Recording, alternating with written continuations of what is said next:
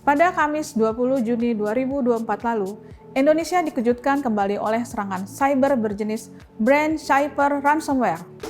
Pusat Data Nasional sementara yang dikelola Kominfo menjadi korban serangan dengan tuntutan tebusan 131 miliar rupiah.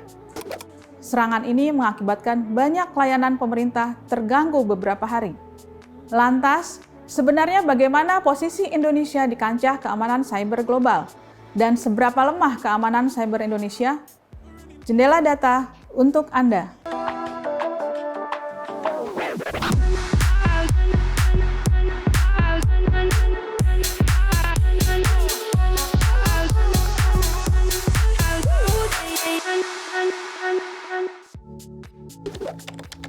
Indonesia lagi-lagi menghadapi masalah keamanan cyber.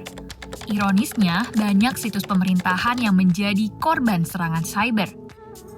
Kasus terbaru yang dialami oleh PDNS menimbulkan pertanyaan, mengapa infrastruktur yang menyimpan data pribadi warga negara dan data strategis lainnya memiliki keamanan yang sangat lemah?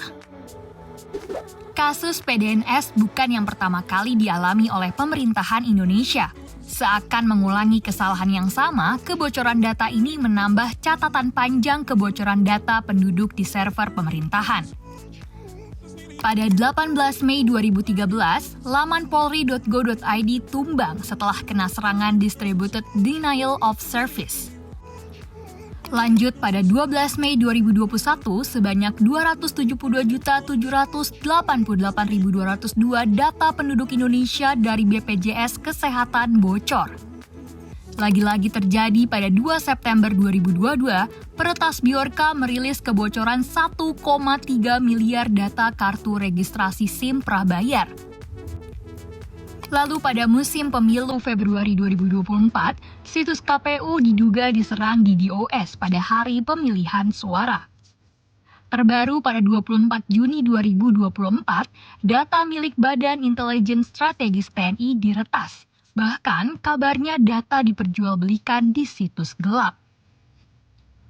Menurut Lemhanas Republik Indonesia, Indonesia mengalami 1,2 miliar serangan cyber setiap tahunnya. Sebagian besar serangan menargetkan data-data pribadi, korporasi, dan niaga. Dilihat dari temuan BSSN sepanjang 2023, terdapat 400 lebih trafik anomali atau trafik yang mencurigakan.